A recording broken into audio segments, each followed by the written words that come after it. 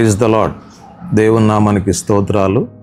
ప్రభునందు ప్రియమైన దేవుని బిడ్డలారా, ఈ ఉదయకాల సమయంలో దేవుని వాక్యాన్ని మీకు అందించడానికి పరిశుద్ధాత్మ దేవుడు నాకు ఇచ్చిన మంచి సమయాన్ని బట్టి ప్రభువుకి నేను స్తోత్రాలు తెలియజేస్తున్నాను. అందరూ బాగున్నారండి?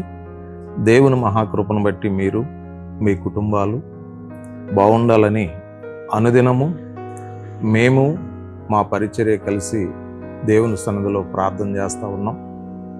అనుదినము అందించేటువంటి వాక్య సందేశాలు వింటూ మీరు మీ కుటుంబాలు బలపరచబడాలని మేము ఆశపడతా ఉన్నాం. మరి ఈరోజు కొద్ది నిమిషాలు దేవుని మాటలు మీతో పంచుకోవాలని ఆశపడతా ఉన్నాం. దేవుని వాక్యం చదువుకుందాం. సామెతల గ్రంథము నుండి 17వ అధ్యాయము 1వ వచనాన్ని ఒకసారి చదువుకుందాం. చూడండి. రుచి అయిన భోజన పదార్థములున్నను కలహముతో కూడి ఉండిన ఇంట నుండుట కంటే నెమ్మది కలిగి ఉండి ఒట్టి రొట్టె ముక్క తినుట మేలు. దేవుడు తన పరిశుద్ధ వాక్యమును దీవించునుగాక. ఆమేన్. చిన్న ప్రార్థన చేసుకుందాం. మహాపరిశుద్ధుడైన తండ్రి, చదవబడిన వాక్యం మీద మీ కనుదృష్టించి నాలో మీరుండి మా బిడ్డలతో మాట్లాడమని యేసు నామములో ప్రార్థిస్తున్నాం తండ్రి. ఆమేన్. దేవుని బిడ్డలారా, దయచేసి గమనించండి. దేవుని వాక్యం చెప్తా ఉంది కదా, ఈరోజు మీతో నేను కొన్ని విషయాలు సంబోధించాలని ఆశపడతా ఉన్నాను. కలహంతో కూడినటువంటి ఇండ్లు ఉన్నాయి, నెమ్మదితో కూడినటువంటి ఇండ్లు కూడా ఉన్నాయి. దేవునికి ఇష్టమైనటువంటి రీతిలో మనం జీవించడానికి, దేవునికి ఇష్టమైన రీతిలో మనం బ్రతకడానికి అన్ని విషయాల్లో మనం నేర్చుకోవాలి. దేవుని బిడ్డలారా, గమనించండి. కలహముతో కూడిన ఇండ్లను గూర్చి మనం ఆలోచన చేద్దాం. ఈ దినాల్లో మనం చూస్తే దేవుని భయము లేని కుటుంబాలు చాలా ఉన్నాయండి. దేవుని వాక్యానుసారంగా జీవించని కుటుంబాలు చాలా ఉన్నాయి. ప్రార్థనాపూర్వకముగా జీవించని కుటుంబాలు చాలా ఉన్నాయి. దయచేసి గమనించాలి. అటువంటి కుటుంబాల్లో గొడవలు, కక్షలు, పోరాటాలు, తగాదాలు, విభేదాలు, భయంకరమైన పరిస్థితులన్నీ కూడా అటువంటి కుటుంబాల్లో ఏర్పడుతూ ఉంటాయి. దేవుని బిడ్డలారా, గమనించండి.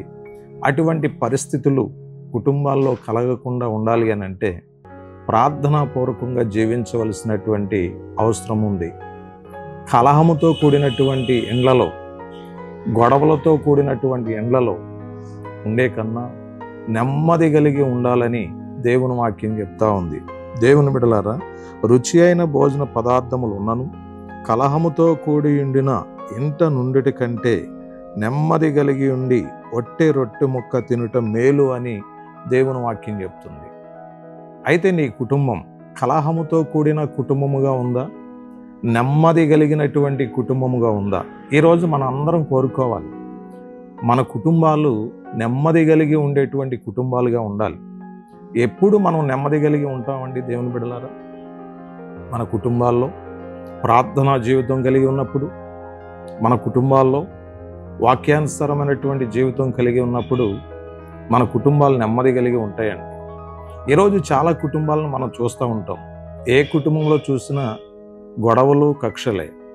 కొన్ని కుటుంబాలు చూస్తే నెమ్మది కలిగి జీవించే వాళ్ళు ఉన్నారు. ఈరోజు నీ కుటుంబమైనా, నా కుటుంబమైనా, మన కుటుంబాలైనా, ఈవెన్ ఎవరి కుటుంబాలైనా మీరు చూసుకోనండి దేవుని బిడ్డలారా, చాలామంది కుటుంబాలు నెమ్మదితో ఉండటం వలన దేవుని ఆశీర్వాదం అనేది ఉంటుంది. సంసారములో నెమ్మది ఉండాలి, కాపురములో నెమ్మది ఉండాలి, కుటుంబంలో నెమ్మది ఉండాలి. నెమ్మది లేని కుటుంబాలు చాలా చాలా ఉన్నాయండి.